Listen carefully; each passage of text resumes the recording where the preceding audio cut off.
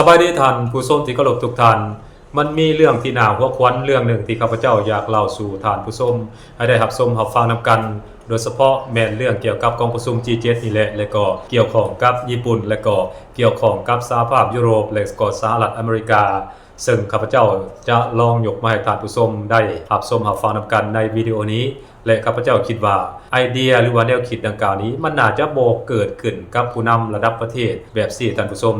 แต่ว่ามันก็เกิดขึ้นแล้วโดยเฉพาะไอเดียแบบนี้มันเกิดขึ้นกับผู้นำของบรรดาประเทศสหภาพยุโรปในเมื่อก่อนแต่ว่าในเวลานี้มันเกิดขึ้นกับผู้นำประเทศของญี่ปุ่นนายกรัฐมนตรีของญี่ปุ่นนั่นเองท่านผู้ชมและไอเดียที่ข้าพเจ้าว่านี่ก็คือนายกรัฐมนตรีญี่ปุ่นนั้นได้เสนอไอเดียบันเจิดในกองประชุม G7 ว่ามาฮอดเวลานี้นั้นพวกเฮาควรออกมาตรการควบคุมราคาแร่ธาตุหายากที่จีนเป็นผู้ครองส่วนแบ่งทางด้านการตลาดเป็นอันดับหนึ่งของโลกนั้นพวกเฮาควรกำหนดราคาหรือว่าอัตราที่พวกเฮาสามารถซื้อได้ขั้นต่ำนะให้กับประเทศจีนหมายความว่าจะบ่ยอมซื้อราคาแร่ธาตุหายากที่จีนได้กำหนดออกมาหรือว่าตามกลไกตลาดปกตินั้นอันนั้นคือญี่ปุ่นจะบ่ซื้อและก็เรียกร้องให้บรรดาประเทศ G7 และก็บรรดาประเทศในสหภาพยุโรปนั้นร่วมกันกำหนดราคาขั้นต่ำของแร่ธาตุหายากที่จีนเป็นผู้สนองให้กับตลาดแร่ธาตุหายากของโลกนั้นว่าเจ้าต้องขายในราคาสำนั้นสำนี้ให้กับบรรดาอุตสาหกรรมที่ใช้แร่ธาตุหายากในขอบเขตทั่วโลกนี้และญี่ปุ่นก็บอกว่าถ้าว่าจีนบ่ขายในราคาขั้นต่ำแบบนี้พวกเขาก็บ่ซื้อยกตัวอย่างสินะนายกรัฐมนตรีญี่ปุ่นคนนี้น่าจะขึ้นแบบนี้เป็นหยังนายกรัฐมนตรีญี่ปุ่นคนนี้จึงต้องการกำหนดอัตราหรือว่าราคาแร่ธาตุหายากขั้นต่ำต่อประเทศจีนเหตุผลนี่มันก็น่าจะเกิดมาจากว่าเพราะว่าแร่ธาตุหายากขั้นต่ำนี่นะส่วนหลายแล้วนี่แม่นประเทศจีนเป็นผู้ครองการผลิตหรือว่าครองส่วนแบ่งการตลาดในตลาดโลกของแร่ธาตุหายากนั้นเปรียบประมาณอยู่ถ้าข้าพเจ้าจื่อบ่ผิดเนี่ยประมาณ 90%ส่วนแบ่งการตลาดแร่ธาตุหายากถือว่าจีนเป็นผู้ผลิตจีนเป็นผู้ส่งออกไปขายเว้าในนี้ก็บ่ได้หมายความว่าประเทศจีนนั้นเป็นประเทศที่มีแร่ธาตุหายากหลายเป็นอันดับหนึ่งของโลกแต่ว่าจีนนั่นเป็นผู้ผลิตและจีนนั่นเป็นผู้ครอบครองในประเทศต่างๆนี่นะจีนเป็นผู้เข้าไปลงทุนและก็เป็นผู้สกัดเป็นผู้อีหยังก็เอิ้นว่าให้มันได้แร่ธาตุหายากสดนะแล้วก็ส่งออกไปขายอยู่ต่างประเทศหรือว่าจีนครองส่วนแบ่งตลาดสูงในตัวนี้บัดนี้แร่ธาตุหายากนั้นมันเป็นวัตถุดิบที่มีความจำเป็นในการผลิตสิ้นส่วนต่างๆโดยเฉพาะแม่นคงเขตอุตสาหกรรมนี่นะบ่ว่าจะเป็นคงเขตอุตสาหกรรมอิเล็กทรอนิกส์รับใช้พลเรือนคงเขตอุตสาหกรรมอิเล็กทรอนิกส์ทางด้านการทหารหรือว่าคงเขตผลิตอาวุธและก็ยานอวกาศเป็นต้นโดยเฉพาะแม่นเครื่องบิน F-35 ของสหรัฐอเมริกานี่ก็ล้วนแล้วแต่ใช้แร่ธาตุหายากที่นำเข้าจากประเทศจีนทั้งนั้นซึ่งในระยะผ่านมานั้นตอนเกิดสงครามการค้าระหว่างสหรัฐอเมริกากับประเทศจีนนั้นอเมริกาก็ได้ความบาดและก็ขึ้นกำแพงภาษีต่อสินค้าจากประเทศจีนที่นำเข้าไปขายอยู่ในสหรัฐอเมริกานี่โอ้ยสูงเป็นประวัติการจีนก็บ่มีทางเลือกเนาะจีนก็กำหนดมาตรการตอบโต้กลับไปยังฝั่งของสหรัฐอเมริกาคือ1มาเข้มงวดในการสั่งห้ามส่งออกแร่ธาตุหายากไปยังสหรัฐอเมริกา2ได้ออกกฎหมายควบคุมการส่งออกแร่ธาตุหายาก3ความบาดบรรดาบริษัทที่ผลิตอาวุธของสหรัฐอเมริกาโดยบ่ขายแร่ธาตุหายากให้กับบรรดาผลิตอาวุธและก็ยนต์ของสหรัฐอเมริกาเหล่านี้อเมริกาตอนนั้นเดี่ยงเนาะบ่สามารถผลิตอาวุธยุทโธปกรณ์และก็เครื่องบินต่างๆได้เฮ็ดให้ออเดอร์สั่งซื้อจากต่างประเทศบ่ว่าจะเป็นเครื่องบินซูโฮปแล้วก็ Boeing รวมทั้งอาวุธยุทโธปกรณ์ต่างๆอยู่ในสหรัฐอเมริกานั่นนะผลิตบ่ได้เพราะว่าแร่ธาตุหายากเหล่านั้นถูกจีนบล็อกก็หมายความว่าบ่มีวัตถุดิบไปป้อนโรงงานอยู่ในสหรัฐอเมริกาก็เลยเฮ็ดให้สหรัฐอเมริกานั้นบ่สามารถดำเนินการผลิตได้นอกจากนั้นแล้วนอกจากสหรัฐอเมริกานี่ก็ยังมีหลายประเทศที่นำเข้าแร่ธาตุหายากจากประเทศจีนรวมทั้งประเทศญี่ปุ่นนำเพราะว่าญี่ปุ่นนี่ก็ยังเพิ่งพาการนำเข้าแร่ธาตุหายากจากประเทศจีนอยู่โดยเฉพาะแม่นผลิตพวกอุปกรณ์อิเล็กทรอนิกส์นี่นะเครื่องใช้ไฟฟ้าอย่างต่างๆนี้แล้วก็อย่างก็เขาเรียกว่าอาวุธยุทโธปกรณ์ต่างๆนี่ญี่ปุ่นก็ยังนำเข้าจากประเทศจีนอยู่ย้อนว่าแร่ธาตุหายากนี้เป็นสิ่งหรือว่าเป็นอุปกรณ์เป็นวัตถุดิบที่มีความสำคัญถ้าว่าถูกจีนผูกขาดไปสิต่อไปเนาะแน่นอนบรรดาประเทศแล้วนี่พบพ้อกับอุปสรรคและก็ได้รับผลกระทบอย่างแน่นอนท่านผู้ชมโดยเฉพาะแม่นถ้าเกิดสงครามนี่เนาะ ต้องการใส่อาวุธยุทโธปกรณ์เป็นจำนวนหลายและพัดว่าวัตถุดิบที่จะเอาไปผลิตอาวุธไปผลิตสิ่งของต่างๆเพื่อมาต่อสู้กับประเทศศัตรูของตนเองนั้นบ่สามารถที่จะนำเข้ามาผลิตได้อันนี้จะเฮ็ดให้พวกเขาเจ้านั้นตายแน่นอนย้อนว่าพวกเขาเจ้าเล็งเห็นได้ความหมายความสำคัญของแร่ธาตุหายากหรือว่าวัตถุดิบตัวนี้พวกเขาเจ้าจริงพยายามรวมโตกันเนาะเป็นกลุ่มเป็นก้อนแล้วก็ญี่ปุ่นก็ภายใต้การนำของทากาชินี่เนาะยังก็สื่อยังก็นายกรัฐมนตรียิงของญี่ปุ่นนะก็พยายามเสนอไอเดียบันเจิดตัวนี้อยู่ในกองประชุม G7 ว่าต้องกำหนดอัตราขายในราคาขั้นต่ำแร่ธาตุหายากนี่ให้กับประเทศจีนให้จีนขายตามอัตราที่ทางกลุ่ม G7 นี่กำหนดไว้ถ้าบ่ดังนั้นแล้วก็จะบ่ซื้อเมื่อข้าพเจ้าเห็นแล้วข้าพเจ้าหัวขวัญเกี่ยวกับไอเดียบันเจิดตัวนี้ท่านผู้ชมลองคิดเบิ่งดูว่าผู้หนึ่งเลยมีสินค้าผู้หนึ่งมีข้าวมีน้ำเนาะแล้วก็มีพอไว้กินภายในประเทศของตนเองแล้วก็มีเหลือขายอยู่แล้วเนาะถ้าบ่ได้ขายนี่ก็บ่เป็นหยังเนาะยังมีอีกประเทศหลายๆประเทศเนี่ยต้องการ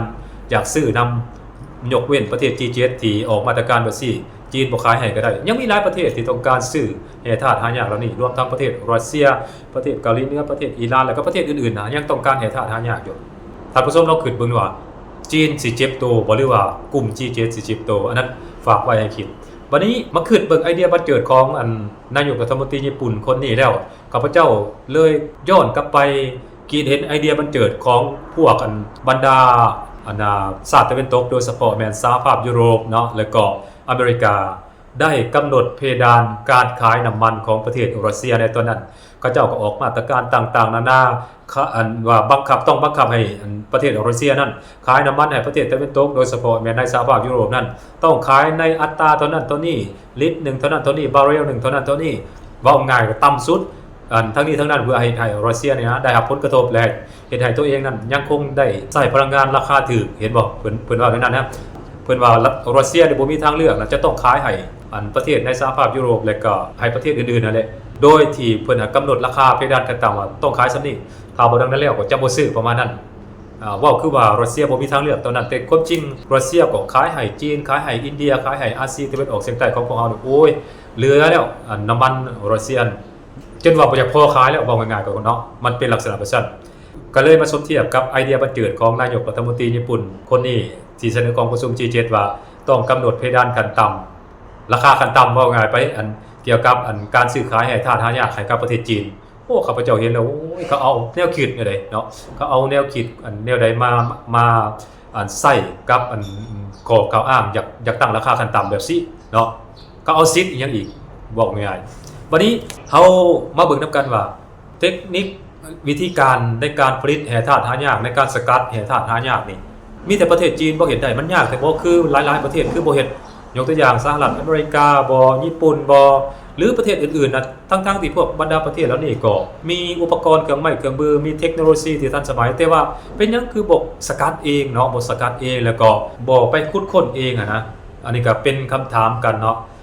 คำตอบก็คือว่าเขาก็เฮ็ดได้คือกันบรรดาประเทศแล้วนี่ก็เฮ็ดได้คือกันแต่ว่าก่อนที่จะได้เนาะมันก็ต้องใช้กระบวนการเนาะใช้กระบวนการดลอันนึงดลคันเจ้าสิมาเริ่มต้นเฮ็ดน่ะมันดลอัน2มามันเว้าเรื่องต้นทุนการสกัดแร่ธาตุหายากนะถ้าเทียบกับเทคโนโลยีของประเทศจีนแล้วเนี่ยประเทศจีนเนี่ยมันต่ำต้นทุนมันน่ะของเขาเจ้าเนี่ยมันสูงเพราะฉะนั้นแล้วจึงเฮ็ดให้ประสิทธิภาพการสกัดแร่ธาตุหายากของพวกเขาเจ้าน่ะมันต่ำกว่าประเทศจีนแล้วก็มันบ่เพียงพอกับความที่เขาต้องการในการผลิตทางภาคอุตสาหกรรมของเขาเจ้านะบ่ว่าจะเป็นผลิตอาวุธผลิตยานอวกาศบ่หรือว่ายนต์ต่างๆหรือว่าเครื่องไม้เครื่องมือต่างๆที่ใช้แร่ธาตุหายากนะมันบ่เพียงพอกับความต้องการของพวกเขาว่าง่ายๆก็คือเทคโนโลยีของเขาเจ้ามันล้าหลังกว่าของจีนก็เลยว่าบ่สามารถเอาชนะจีนได้เพราะฉะนั้นเมื่อมันเห็นเป็นอย่างนั้นพวกเขาเจ้าก็เลยหันมานำเข้าจากประเทศจีนนี่หลายกว่าเนาะหลายกว่ามันคุ้มค่ากว่ากันว่าง่ายๆก็เพราะว่าการลงทุนนี่ก็ต้องเข้าใจได้ว่าตัวใดมันคุ้มค่ากว่ากันนะเขาก็นักธุรกิจนี่เขาก็ไล่เลี่ยงเบิ่งเนาะว่าความคุ้มค่าผลได้ผลเสียเนาะต้นทุนนะอันใดใส่ต้นทุนน้อยหลายกว่ากันนะมันก็ต้องใส่ตัวนั้นเพราะฉะนั้นมาไล่เลี่ยงเบิ่งแล้วว่าการสกัดแร่ธาตุหายากนี้เทคโนโลยีของจีนนี่มันสกัดได้ราคาที่ถูกกว่าแล้วก็ไวกว่าเนาะแล้วก็เทคโนโลยีของจีนนี่มันล้ำสมัยกว่าที่สำคัญนี่จีนน่ะได้เข้าไปสัมปทานขุดค้นแร่ธาตุหายากนี่ เกือบว่าทั่วโลกแล้วท่านผู้ชม 90% การขุดค้นแร่ธาตุหายากนี่แม่นธุรกิจจีนทั้งนั้นเห็นบ่มันเป็นลักษณะแบบนี้เพราะฉะนั้นเมื่อมันเป็นแนวนั้นแล้วตลาดแร่ธาตุหายากของในขอบเขตทั่วโลกนี้จริงถูกจีนผูกขาดก็ว่าได้ท่านผู้ชมเพราะฉะนั้นเพื่อป้องกันการผูกขาดและเพื่อต้องการเอาชนะประเทศจีนเนี่ยนะบรรดาประเทศในสหภาพยุโรปและก็ประเทศญี่ปุ่นนี่แหละว่าง่ายๆก็เนาะก็เลยว่ามีไอเดียบันเจิดออกแนวคิดประดิษฐ์สร้างแล้วก็แบบแนวคิดแบบนี้มันน่าจะเป็นไปบ่ได้น่าจะบ่เวิร์คข้าพเจ้าคิดว่าต้องออกมาตรการบังคับให้ประเทศจีนนี้ขายแร่ธาตุหายากในราคาขั้นต่ำให้กับประเทศตนเองแล้วก็ประเทศอื่นๆตามบทนั้นแล้วข้าพเจ้าคิดว่าเพิ่นจะบ่ซื้อจากประเทศจีนบ่ซื้อก็บ่ซื้อเนาะจีนนี่จะบ่ตายอย่างแน่นอนท่านผู้ชมจีนบ่ตายอย่างแน่นอนเพราะว่ามีหลายประเทศต้องการซื้อแร่ธาตุหายากจากประเทศจีนนะรวมทั้งประเทศลาวของพวกเฮานำเนาะก็ยังแม่นว่าประเทศจีนน่ะมาค้นแร่ธาตุหายากอยู่ในประเทศลาวของพวกเฮาก็ยาเนาะแต่ว่าพวกเฮาบ่ได้สกัดบ่ได้เจรไนเนาะมีแต่เอาไปสกัดอยู่จีนเนาะบางอันเฮาก็ยังซื้อจากประเทศจีนอยู่บางอันที่เฮาจำเป็นต้องเอามาผลิตเป็นชิ้นส่วนอันใดอันหนึ่งอยู่ในประเทศลาวของพวกเฮานะก็นำเข้าจากประเทศจีนอยู่นอกจากนั้นประเทศรัสเซียนี่ก็ผลิตแต่บ่เท่าประเทศจีนรัสเซียก็ยังนำเข้าจากประเทศจีนยกตัวอย่างซี่นะบ่ว่าและอิหร่านเกาหลีเหนือยังต่างนี่ก็นำเข้าจากประเทศจีนแหละว่าเรื่องแร่ธาตุหายากรวมทั้งไต้หวันนำประเทศที่เกาะนะบ่แม่นประเทศที่เป็นไม่เบื่อไม่เมากับประเทศจีนในปัจจุบันนี้เลยก็ต้องการแยกตัวออกจากประเทศจีนหรือว่าแยกตัวเป็นเอกราชจากแผ่นดินใหญ่นี้ก็ยังซื้อแร่ธาตุหายากจากประเทศจีนอยู่เห็นบ่ปานนั้นก็ยังอยากเป็นศัตรูกับประเทศจีนเอาขึ้นเบิ่งแม่ท่านผู้ชมข้าพเจ้าคิดว่าหัวขวัญเนาะว่าเขาเอาแนวคิดเอาไอเดียอันใดมาคิดว่าอยากบังคับให้ประเทศนั้นประเทศนี้โดยเฉพาะแม่นประเทศจีนมันบ่แม่นประเทศน้อยๆเด้อท่านผู้ชมมันเป็นประเทศมหาอำนาจทางด้านเศรษฐกิจประเทศมหาอำนาจทางด้านการเมืองรวมทั้งประเทศรัสเซียนำแล้วสิไปบังคับเขาในใดล่ะบัดนี้เบิ่งประเทศที่ไปบังคับเขานะโตซ้ำแมงวันนี่นะโตซ้ำแมงมีเนี่ยเขาก็โตซ้ำซากเจ้าสิไปเอาอีไดมาแข่งเขาเศรษฐกิจกับประเทศเขาเนาะขนาดเศรษฐกิจนะเว้าเรื่องสัญญานุภาพทางด้านการทหารก็บ่ได้เท่าเขาเนาะเอายังมาขู่เขาบัดนี้เอายังมาข่มเขาบัดนี้เผลอๆนี่ตัวเองจะได้รับผลกระทบหลายกว่าแต่ว่าจีนบ่ขายให้นะอันนี้ข้าพเจ้าคิดว่าบ่สำเร็จดอกแนวคิดว่าซี่เพราะว่ามันพิสูจน์ให้เห็นแล้วว่าการที่บรรดาประเทศในสหภาพยุโรปมีไอเดียบันเจิดตอนที่บังคับให้ประเทศรัสเซียขายพลังงานราคาถูกให้กับบรรดาประเทศในสหภาพยุโรปนะรัสเซียบ่ขายให้เมื่อรัสเซียบ่ขายให้คือในนั้นเป็นจังได๋สหภาพยุโรปขาดแคลนพลังงานอย่างหนักเมื่อสหภาพยุโรปขาดแคลนพลังงานอย่างหนักเฮ็ดได้บัดนี้เฮ็ดให้เศรษฐกิจของสหภาพยุโรปน่ะลดฮวบเลยหมายความว่าดิ่งเหวเลยเพราะว่าอย่าลืมว่าพลังงานนี่มันเป็นเส้นเลือดหล่อเลี้ยงระบบเศรษฐกิจของแต่ละประเทศในขอบเขตทั่วโลกนี่แหละบ่ว่าสหภาพยุโรปเนาะเมื่อก่อนเนี่ยสหภาพยุโรปได้พลังงานราคาถูกจากประเทศรัสเซียไปป้อนให้แก่โรงงานของประเทศในสหภาพยุโรปนั้นเฮ็ดให้สหภาพยุโรปผลิตอาวุธยุทโธปกรณ์สินค้าต่างๆออกมานั้นสามารถแข่งขันกับตลาดโลกได้เมื่อตัดขาดพลังงานจากประเทศรัสเซียแล้วหันไปนำเข้าพลังงานจากอเมริกาจากตะวันออกกลางพลังงานเหล่านั้นมีราคาสูงขึ้น